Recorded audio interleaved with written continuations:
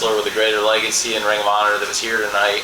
Somebody who's part of a Hall of Fame legacy as a tag team and was here as a singles wrestler tonight. Ladies and gentlemen, Mr. Mark Briscoe.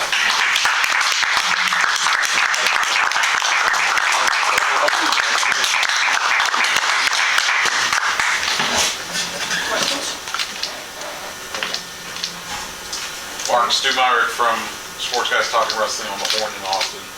First of all, it's great to see you. I know there's got to be a lot of emotion. This is your first Ring of Honor pay-per-view without your brother. Talk for a moment about what it felt like to be out there. You know he's looking from above, but to not have him in that corner, just talk for a moment about the emotions that you were experiencing. I tell you, it was this is going to be May 20th. It'll be 23 years that me and my brother been professional wrestlers, and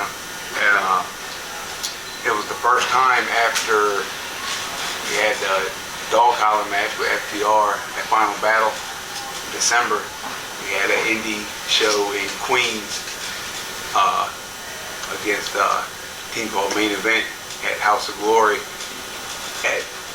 later in December. And after that, it was the first time in so long that we didn't have a match booked. We didn't have something, we knew Supercard was coming, and we knew that we was going to be on Supercard defending the tag team titles, but we didn't have anything on the indies. We didn't. It was a strange moment of, as weird as it sounds, peace, because my brother, when we had a match coming up, and I don't want this to sound wrong, but he didn't have peace because he was always so ready to go. He called me like, Chick, we gotta cut this promo. What do you want to do for this promo? Let's put a tweet out, whatever it may be. But this was just a weird little season where we didn't have, we knew Supercard was coming a few months away, but we didn't have a match yet, so he was chilling. And Jay Briscoe, and this is no knock whatsoever because of his passion. He was rarely chilling. He was always focused on the next match. He was always focused on the next opponents, focused on the next promo we gonna cut, focused on what's next. But what was next was Supercard, and it was yet to be known what Supercard was going to entail for the Briscoe brothers. So, and now here we are. Supercard just wrapped up, and I can't say that I'm, we about winning. You know what I mean? We about championships. We about making the family proud. We about the legacy. And one thing that I'm not going to do is sit here and pout. Samoa Joe is a hell of a fighter, but if you think that I'm done with Samoa Joe because he beat me tonight, hey, you can forget about that, man. But I know, like, I can feel him, my brother.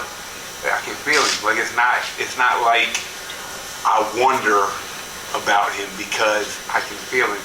I wonder where he is, what he's doing, because I can feel him. It's like even more so than before, where we were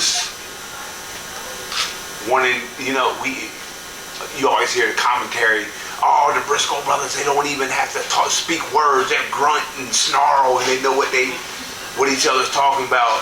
But now it's like, more than ever, it's like Jay's like in me. It might sound weird, but it's the God's honest truth, man. And I can feel him, and I felt him out there tonight, just like I do every day of my life, but especially when I'm between them ropes, because that's something that we shared since we was 3, 4 or 5 years old. I mean, it ain't start when, we became professionals at 15 and 16, but it started way before that, you know what I mean? It started way before that, and now it's like, where we go from here? That's like what he's like, yo, chick, let's go, pick yourself up, let's go.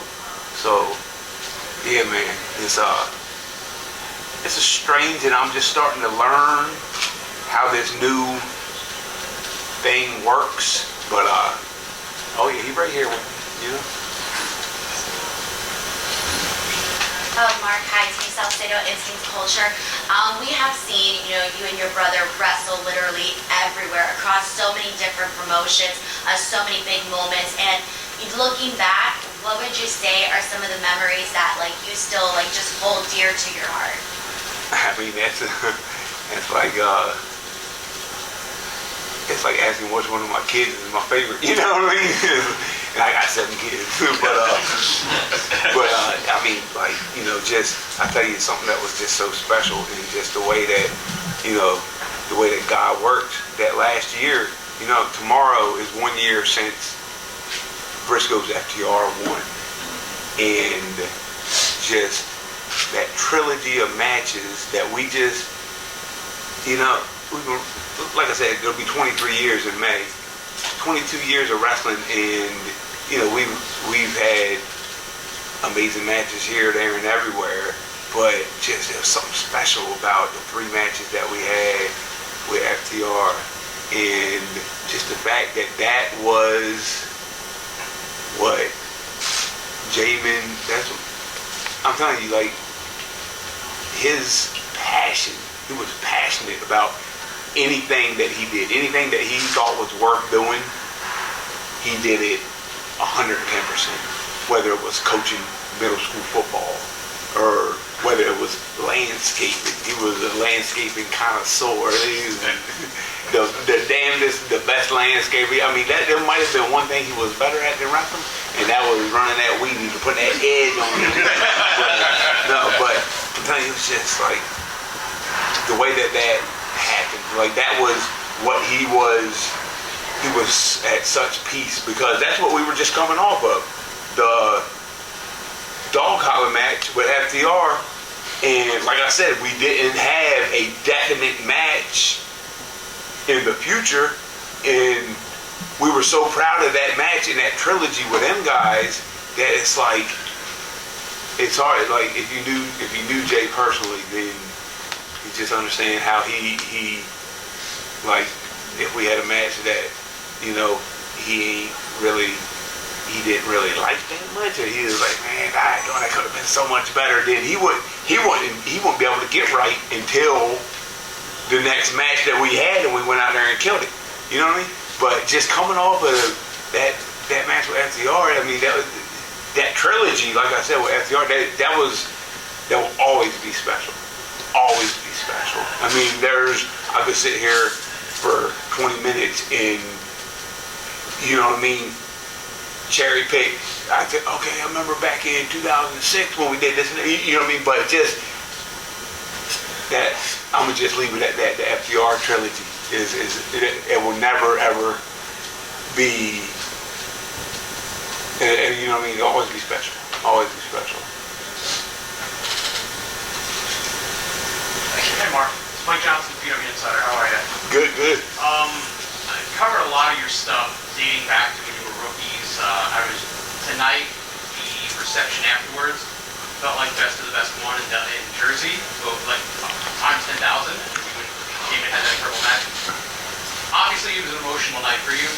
Could you have expected that sort of outpouring from the crowd after the match, and then that moment with your family afterwards? Can you kind of explain what was going through your head in that moment when the match was over, Joe had left, he'd given you the ring, and suddenly the entire arena is basically adopted Briscoe family members?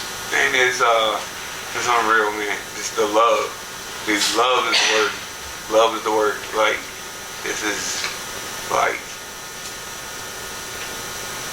you know what I mean? Love is the trump card in life. You ever play spades, you know what I mean? The spade's the trump card. The 3 of spades will be the ace of hearts. Love is the trump card. You see what I'm saying? In life, you know what I mean? That's above and beyond anything else.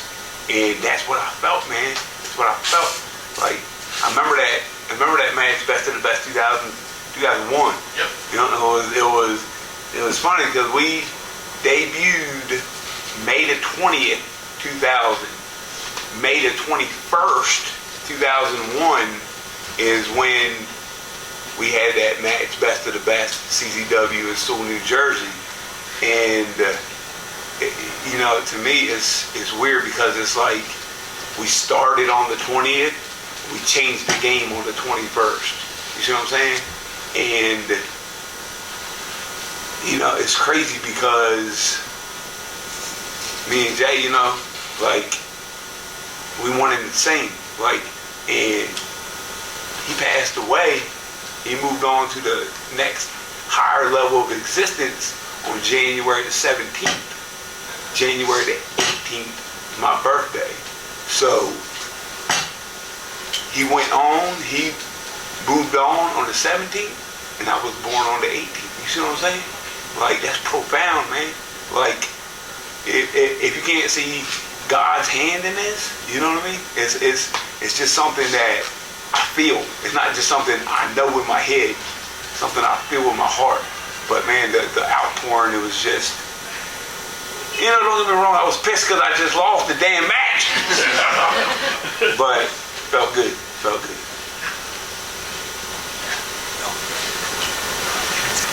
Bill Pritchard, WrestleZone.com.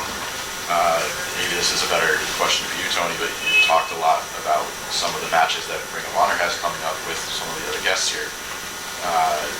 What's next for Mark Briscoe? I'm really glad you asked that. It's a great question. Thank you, Bill. I'm really excited. Tonight was very different. It was the first pay-per-view of a new journey, and it was a start of something special because it's the first Ring of Honor pay-per-view that I've been able to work with Mark Briscoe as a singles wrestler. I first got to know Mark and Jay 1 year ago today, and it was the first time we met. And I smile because I see you over there, and Denise, they were actually there the first time we ever worked together and met. And it was a great show. It was Supercard last year in Dallas. And the trilogy that Mark talked about, it's very special, I think, to people all over the world. It's very special to me personally, and you know that.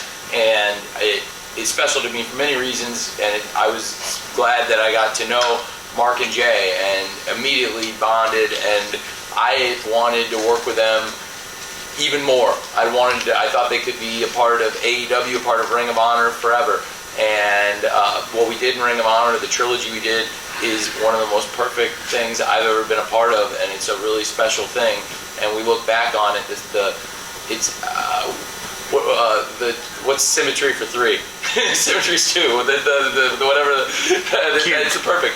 Pardon? Cubed. The cubed of it. Well, I don't know if that's quite right, because is the symmetry? Is it, you'd call that the cube? What do you call it?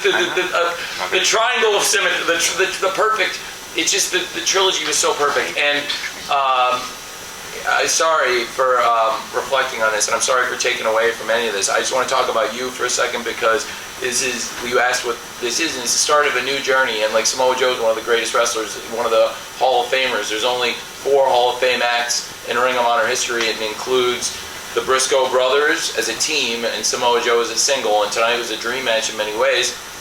But Samoa Joe is one of the greatest mountains of all to climb, and I think Mark is still learning out there in some ways to do a different style of pay-per-view wrestling than he's been accustomed to in the past. There was a moment tonight when the match hit an emotional climax where Mark actually looked to the corner for strength and found it in his brother. And you know, I think that there's more to come from Mark Briscoe. I'm really excited because I felt like this was the start of something special and the start of a new journey that we started a year ago. And I want to echo what he says, that I feel like Jay's with all of us. I feel that. I personally, it's neither here nor there. There's a spiritual side I tried to get in touch with more in October when my mom was really sick and on the ropes. And she kicked out, and there was something I was looking for.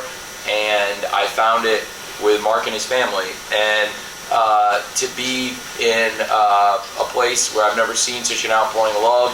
And frankly, it's because of the love that they exude, and what comes out of Mark and his family and his parents and everybody in that family and Jay. And it's a presence that I feel, and I'm with him. And so Mark's not going anywhere and Jay's not going anywhere. They're always with us. And so the future is strong for all of us, and we're all going to be together forever. And it's a really, really special thing that the connection that those fans tonight had with him, because they all felt that it was the start of a journey, and that's why you saw that emotional connection and that outpouring of love. And it's only the beginning of that kind of outpouring of love, and there's people all over the world that love Mark, and it's because of the love that comes out of him, because he's such a special person, his family are such special people. Last question, Mark. Thank you, John Moore, ProWrestling.net. First, let me preface this. It's so amazing to see people like you just having such a positive attitude in a tough situation like this. And it's funny, like you mentioned, how he's still inside of you. As weird as that sounds, because you understand that he's looking from above, always in your memories and always here. And the reason I preface things like that is, where does that sort of positivity come from? Is it faith, family, upbringing? And at the same time, what advice can you give to others to have that positive attitude when they're going through that same situation?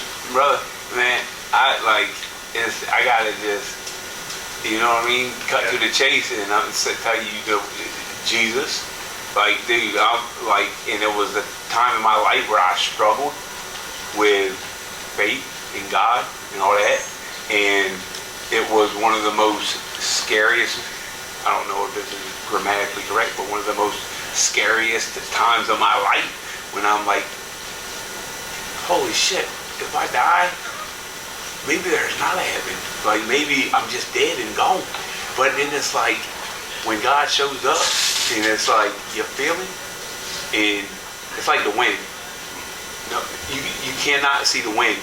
Even in the midst of the biggest hurricane, tornado, you're not actually seeing the wind. You're seeing the effects of the wind. You see what I mean? You see shit, trailers and this, that, and the other blowing all over the place, leaves, whatever, blowing houses down. You're not seeing the wind itself. You're seeing the effects of the wind. You see what I'm saying?